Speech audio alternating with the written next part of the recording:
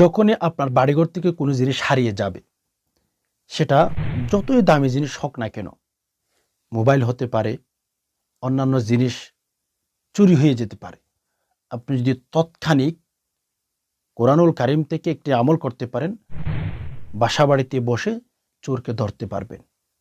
কোরআনুল কারিমের আমল অত্যন্ত গুরুত্বপূর্ণ ভিডিওটি। একটু সবর করে ভিডিওটি শুরু থেকে শেষ অবধি দেখতে থাকুন।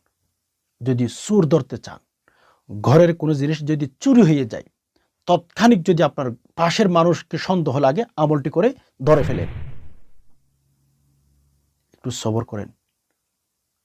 মনের মধ্যে যদি সবর থাকে, ধৈর্য থাকে, আপনি ভিডিওটি দেখতে পারেন। আমি যে পদ্ধতিগুলো বলে দিতেছি সেই পদ্ধতিগুলো মেনটেন করবেন। আপনার ঘরের যে কোনো জিনিস হারিয়ে গেছে, প্রথম নম্বরে উজু করবেন। নামাজের জন্য যেভাবে উজু করেন ওইভাবে উজু করবেন। উজু করার পরে আপনি কিবলামুখী হয়ে বসে যাবেন, অথবা 2 রাকাত সালাতুল হাজত নামাজ পড়বেন। এরপরে এক মুষ্টি চাউল আপনার হাতে নিবেন, যে চাউলগুলো অনেক ভালো দামি চাউল এক মুষ্টি হাতে রাখবেন।